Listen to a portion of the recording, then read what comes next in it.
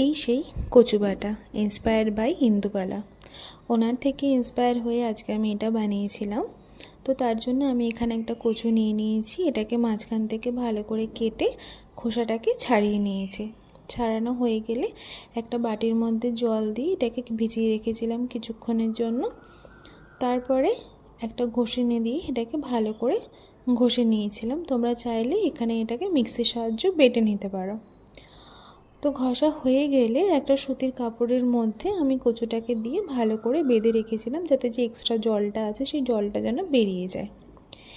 এরই মাঝে আমি একটা শিলনোড়া নিয়ে তার মধ্যে দিয়েছিলাম 1 চামচ কালো সর্ষে, 1 চামচ সাদা সর্ষে আর 4-5টা কাঁচা লঙ্কা। এটা একটুখানি ঝাল দুটোই হবে, এটা একটু ওরকমই হয়।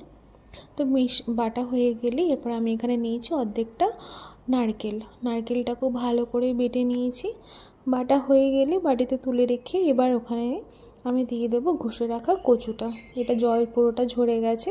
আমি কচুটাকেও আবার ভালো করে একটু শিলে বেটে নেব। বাটা হয়ে গেলে তিনটে একসাথে এবার আমি মিশিয়ে নিচ্ছি। তো এরপরে দিয়েছি আমি এখানে অর্ধেকটা পাতিলেবুর রস। দেওয়া হয়ে গেলে তো আবার দিয়ে দিচ্ছি 2 চামচ সর্ষের তেল এবং দিয়েছি পরিমাণ মতো নুন। দিয়ে এটাকে ভালো করে মিশিয়ে নিতে হবে।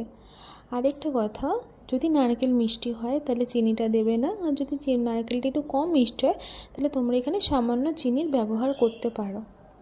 তো এখানে তৈরি হয়ে গেছে আমাদের কচু বাটা। গরম ভাতের সাথে দুর্দান্ত লাগে খেতে।